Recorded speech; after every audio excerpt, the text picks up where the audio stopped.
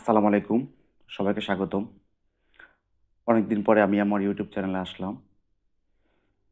তো আজকে একটা নতুন বিষয় নিয়ে কথা বলব। যদিও আমি এই রিলেটেড ভিডিও আগে আরও পাবলিশ করেছি এবং আমি আমার আগের ভিডিওগুলোতে বলেছিলাম সেমিকন্ডাক্টর শিল্পে তাইওয়ান এবং চীনের বর্তমান অবস্থা নিয়ে। আজকে আমি আলোচনা করব হচ্ছে বাংলাদেশের সেমিকন্ডাক্টর শিল্প আ চালু করা বা এই খাতে ইনভেস্ট করা বা এর থেকে প্রফিট আনা বা এই শিল্পটাকে প্রতিষ্ঠিত করা কি সম্ভব কিনা?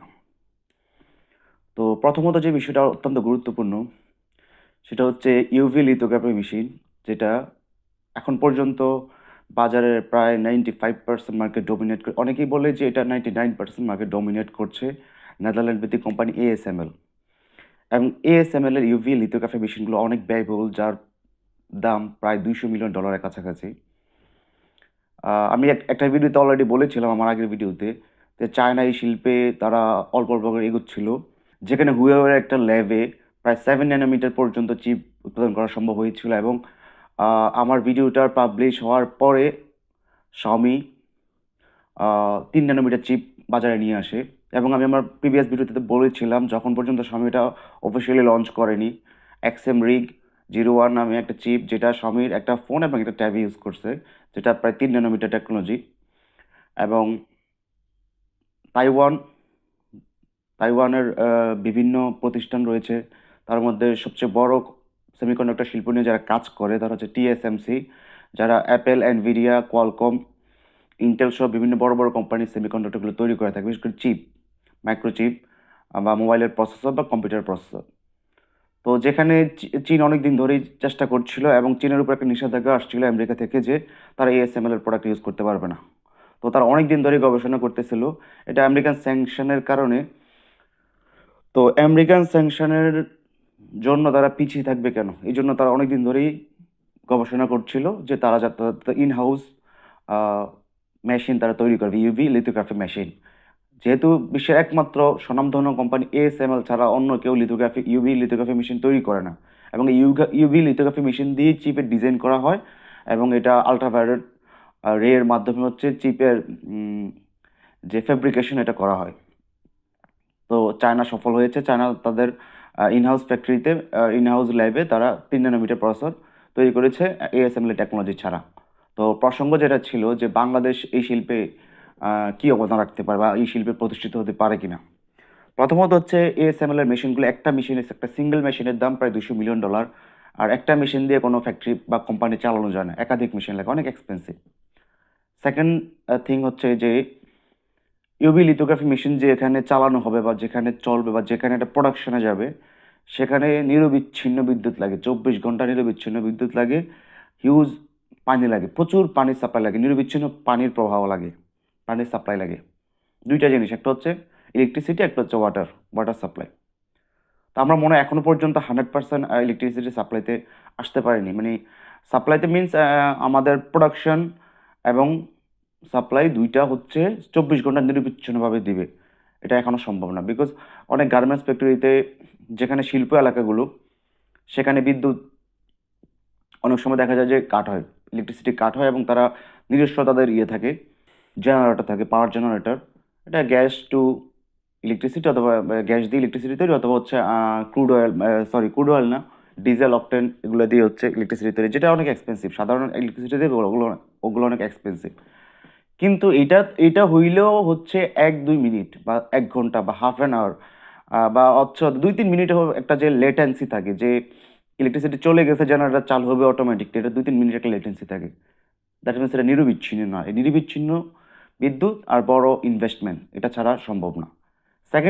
থার্ডলি একটা ইম্পর্টেন্ট বিষয় হচ্ছে আমাদের বাংলাদেশ আইটি সেক্টরে, সফটওয়্যার সেগমেন্টে মোটামুটি অনেক ভালো অবস্থানে আছে এবং বড় বড় কোম্পানিতে আমাদের অনেক টেক এক্সপার্ট, আইটি এক্সপার্ট চাকরি বা জব করে। বাট আমরা হার্ডওয়্যারে অতটা এক্সপার্ট না, হার্ডওয়্যারে আমরা অতটা এক্সপার্ট না। অতটা কি আমরা সরাসরি বলা যায় যে আমরা নুবস। বিকজ আমাদের হয়তো একটা একটা কোম্পানি আছে যারা বিভিন্ন কোম্পানির চিপ ডিজাইনে তারা একটা মিনিমাম হেল্প করে বা মিনিমাম একটা চিপ ডিজাইনিংয়ের কাজ করে রিমোটলি।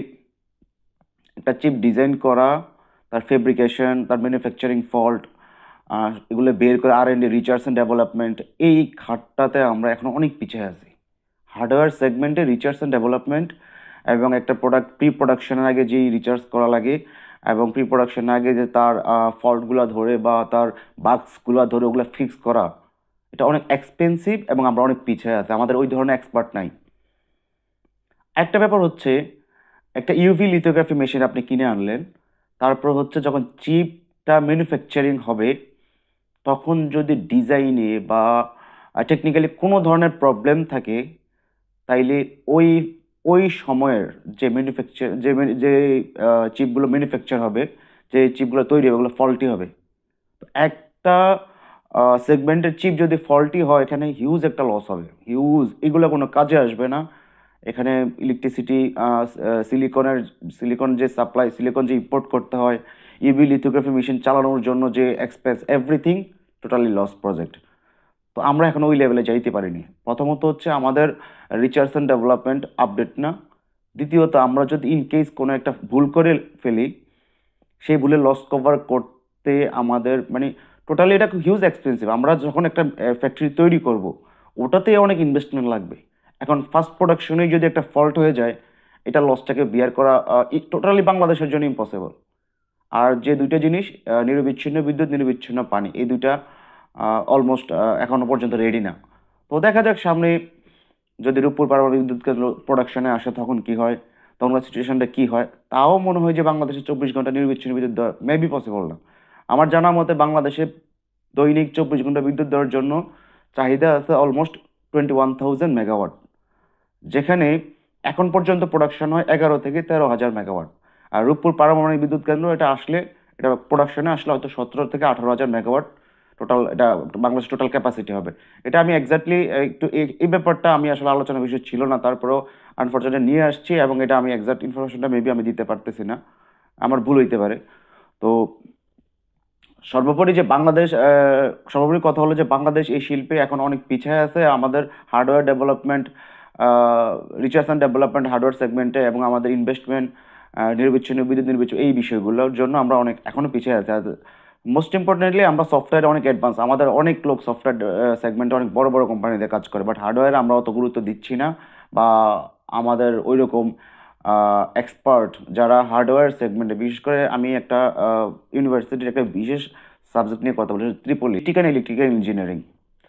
তো এখান থেকে আসলে বের হয়ে খুব বড় বড় কোম্পানিতে কাজ করতে হবে, বিশেষ করে আমাদের বুয়েট, বুয়েট খুব স্বনামধন্য একটা প্রতিষ্ঠান সাউথ এশিয়ার মধ্যে। তো এরা আসলে খুব রেয়ার যে এখান থেকে বের হয়ে খুব বড় বড় কোম্পানিতে চিপ, বিশেষ করে চিপ ডিজাইনিংয়ে কাজ করতেছে, এটা একদম রেয়ার। মানে তাও হাতে কোনো 2, 4, 5 জন পাওয়া যাবে, তাও অ্যাডভান্স লেভেলের না, 2, 4, 5 জন দিয়ে তার কোম্পানি চালানো যায় না। আর আমরা যদি চিন্তা করি যে না আমরা চায়না থেকে হায়ার করে আনবো, ইন্ডিয়া থেকে হায়ার করে আনবো, বা ইউএসএ থেকে বা যে কোনো একটা এনি কান্ট্রি থেকে হায়ার করে আনবো, হায়ার করে আনার চিপ ডিজাইনার দিয়ে তো আমাদের দেশে কোম্পানি চালানো যাবে না। ওদের যে হাইলি হাইলি পেইড স্যালারি, ওদেরকে যে স্যালারিটা পে করতে হবে, তো সারা বিশ্বের মধ্যে প্রতিযোগিতা চলতেছে একটা জিনিস নিয়ে, সেটা হচ্ছে আমি প্রোডাকশন করব বাট মোস্ট অ্যাফোর্ডেবল প্রাইসে, আমি প্রোডাকশন করবো মোস্ট অ্যাফোর্ডেবল প্রাইসে। তো আমার প্রোডাকশনে যদি খরচ হয়ে যায়, যে চায়না তাইওয়ান থেকে আমার পার চিপে যদি $150 বেশি প্রোডাকশন কস্ট হয়ে যায়, তো এটা তো আমরা সেল করতে পারবো না, আমরা বাজার ধরতে পারবো না। আর কেউ কি লস দিবে? যে আমার 50 জন 60 জন আমি এক্সপার্ট নিয়ে আসলাম, ওরা আমাদের বাংলাদেশে আরও কয়েকজন তৈরি করে দিয়ে যাবে, আগামী 10 বছরে আরও 200 জন তৈরি করে দিয়ে যাবে, এই 10 বছর লসটাকেই বিয়ার করবে। এখানে লসটা কিন্তু অল্প না, অনেক হিউজ। তো সর্বশেষ কথা হচ্ছে আমার ভবিষ্যতে কি এটাতে পারবো কিনা, এই জিনিসটাতে এই মার্কেটটা ধরতে পারবো কিনা, সেমিকন্ডাক্টর মার্কেটটা।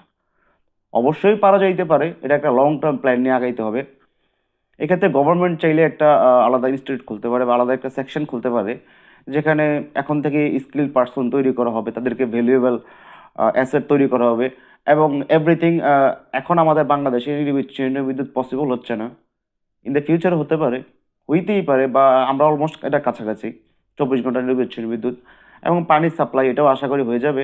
ইনভেস্টমেন্টের ব্যাপারটা হচ্ছে যে আমাদের প্রত্যেকটা সেক্টরে ইনভেস্টমেন্ট কিন্তু গ্রো হচ্ছে, আমাদের বড় বড় গ্রুপ অফ ইন্ডাস্ট্রিজগুলো কিন্তু গ্রো হচ্ছে, বাট তাদের ফোকাসটা অন্যদিকে, তাদের ফোকাসটা হচ্ছে daily needed goods, grocery goods, cosmetics, or furniture, তারা এদিকটা একটু ফোকাস দিতে হবে। অনেক অনেক গ্রুপ অফ কোম্পানি বা অনেক ফ্যাক্টরি বা অনেক কোম্পানি আছে, তারা হচ্ছে মোবাইলের উপর এখন পর্যন্ত মোবাইল প্রোডাকশনে সাকসেসফুলি কাজ করতেছে, এবং একটা দুইটা কোম্পানি ল্যাপটপ প্রোডাকশনে কাজ করতেছে। বাট আমাদের সেমিকন্ডাক্টর সেগমেন্টটা আসলে অনেক এক্সপেন্সিভ এবং এক্সপার্ট লোকের দরকার, এবং একটা বিগ ইনভেস্টমেন্ট দরকার। এবং এটা হুট করে আজকে বললেই নেক্সট 1 উইক, উইথিন ফিউ উইকসের মধ্যে একটা ফ্যাক্টরি হয়ে যাবে না। এটা লং টার্ম। আগে হচ্ছে যে রিচার্জ করে, আমার প্রোডাকশনে আসার আগে আমার রিচার্জ করতে হবে অন্তত 5-7 বছর, যে আমি নিজে একটা চিপ ডিজাইন করব। আমি যদি ইন্টেলের ডিজাইনটা কপি করি, এটা তো হবে না।